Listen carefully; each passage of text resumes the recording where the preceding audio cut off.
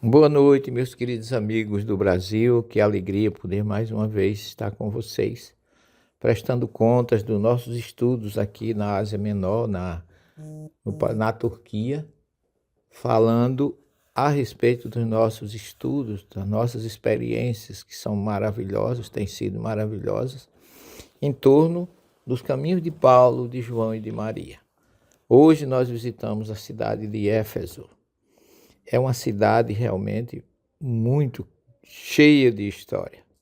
Os primeiros colonos gregos que chegaram ali foi no século 11 ou 10 antes de Cristo.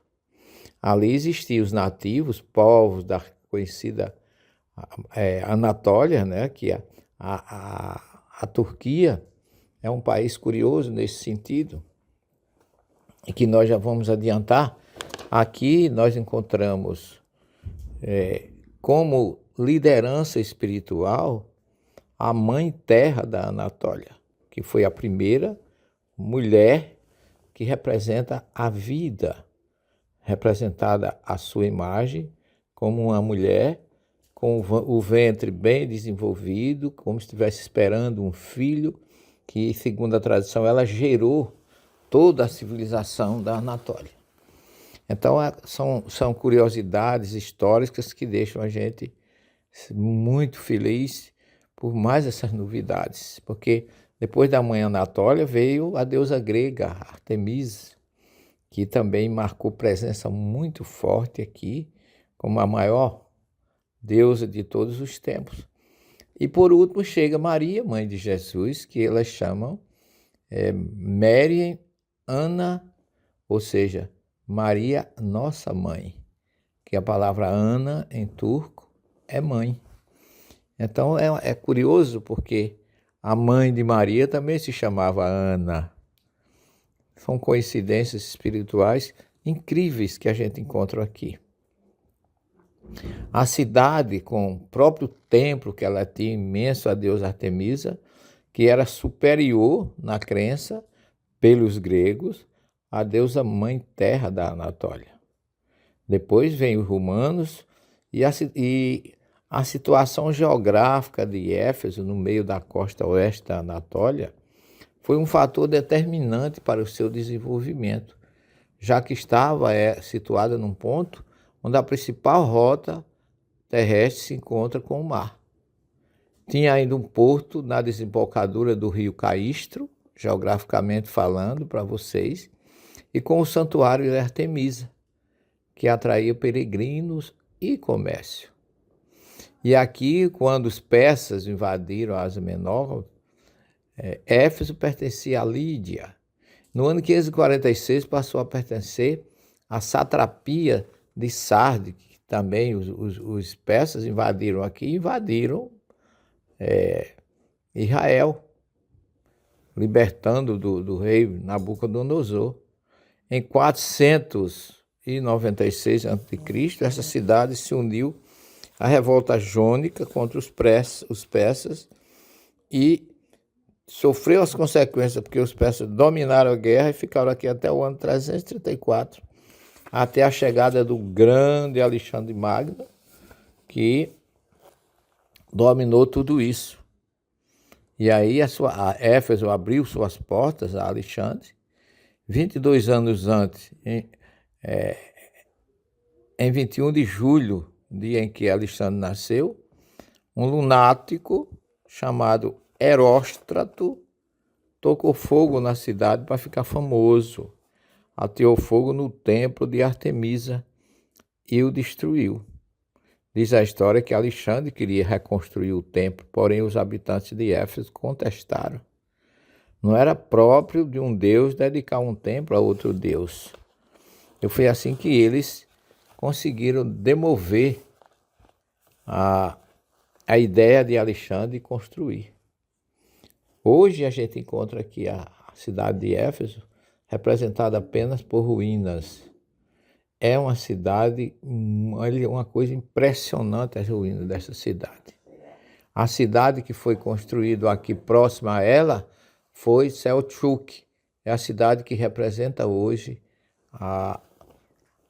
esta região onde fica onde ficam as ruínas de Éfeso.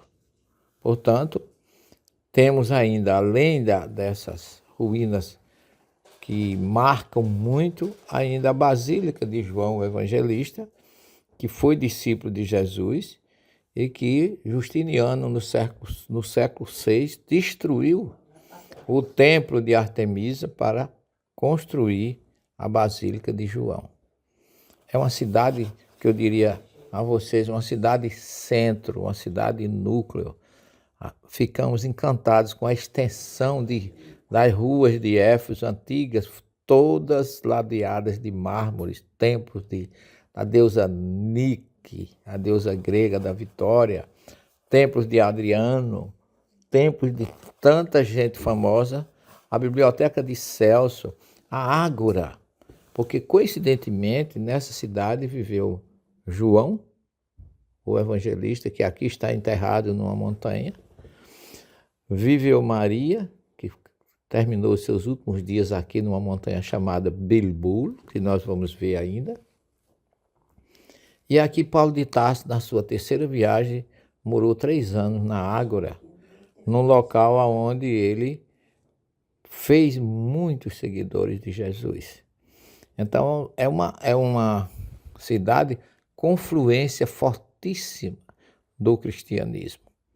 E Paulo, João e Maria marcaram realmente presenças aqui, e aonde a gente vai, o povo respira essa história, lembrando a vocês que hoje quem domina aqui é a religião do Islã, mas as marcas do cristianismo aqui são fortíssimas. Roma, os gregos e todos os outros povos que aqui passaram sempre encontraram as marcas fortes dos seus antecessores e deixaram também as suas marcas. Chegamos aqui pela manhã, visitamos todas as ruínas de Éfeso, a grande maioria, para vocês terem uma ideia. Só de ruína em ruína, nós caminhamos aproximadamente 6 quilômetros a pé. Hoje já existe, diferentemente da primeira vez que aqui estivemos, tem um centro cultural onde passa um filme com toda a história dessa cidade, onde apresenta Paulo, onde apresenta João, onde apresenta Maria, mas não com o nome que a gente conhece. Paulo não aparece, nem João, com seus nomes, mas o homem que trouxe Maria. Mas Maria é muito reverenciada nessa região. Por isso nós temos a felicidade, digo a vocês, de poder passar essas questões para vocês de uma forma tão forte, tão marcante que tem sido. Os primeiros cristãos que chegaram aqui foi na metade do 1º século, porque foram perseguidos em Jerusalém. Essa situação começou com a morte de Estevão, que nós sabemos que ocorreu de frente ali para o Monte das Oliveiras, no ano 36, e por volta do ano 41, para aumentar o número dos seus adeptos, Herodes Agripa I mandou matar Tiago, o maior, irmão de João e filho de Zebedeu, e ainda colocou Pedro na prisão. Esses acontecimentos motivaram uma grande decepção nos cristãos que começaram a fugir da Judéia para Samaria. E João, que desde a morte de Jesus acompanhava Maria, entendeu que não poderia permanecer em Jerusalém. E devido a essas perseguições, ele levou Maria para Éfeso, trouxe aqui para essa região. E João, conduzindo a Virgem Maria, passou pela Síria, na Ásia Menor, e chegou a Éfeso. Seu objetivo maior era se afastar do perigo e preservar Maria. E, ao mesmo tempo, evangelizar o mundo romano em Éfeso, uma das maiores e importantes cidades do Império Romano. Apesar de diminuir a fé contra deuses e deusas, devido aos acontecimentos diferentes, Artemisa ainda guardava muita importância nesse lugar. Já havia, como falei para vocês, aqui em Éfeso, o culto da deusa mãe da Anatólia, mesmo antes de Artemisa. E nesse sentido, João Evangelista estava nesta cidade com Maria como sendo esta mais uma deusa mãe para nós cristãos e para o povo dessa região que a acolheu com muita naturalidade e com muito respeito. É claro que Maria poderia ter ficado com Pedro, que fora nomeado por Jesus, uma figura importante na comunidade, mas João não poderia deixá-la sozinha por muito tempo. E é assim que precisava fazer longos percursos em sua missão. Maria e João chegaram a Éfeso, ficaram pouco tempo num antigo prédio onde depois construiu uma igreja que a gente visitou hoje pela manhã. E aí, no ano 431, nesta cidade ocorreu o terceiro concílio ecumênico, aqui em Éfeso. João foi nesse concílio que se determinou que Maria era a mãe de Deus. E ficou assim o concílio conhecido como concílio Theotokos. Theos, Deus, e Tokos, mãe. O concílio da mãe de Deus no ano 431. João ficou até o final de sua vida aqui em Éfeso, nessa região, não preso em Éfeso especificamente. E viajou por toda a Ásia, por onde ele pôde, enquanto Maria permaneceu sempre em sua companhia, porque esse foi o último desejo de Jesus. Ele viajava, mas não deixava de voltar para cuidar de Maria. Não havia possibilidade de Maria e João se refugiarem nos desertos e montanhas da Palestina, enquanto todos os apóstolos abandonavam a terra.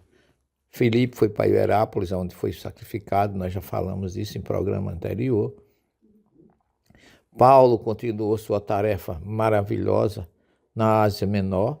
Então, todos abandonaram especificamente aquela região de Jerusalém e se espalharam por toda essa região por onde nós estamos passando.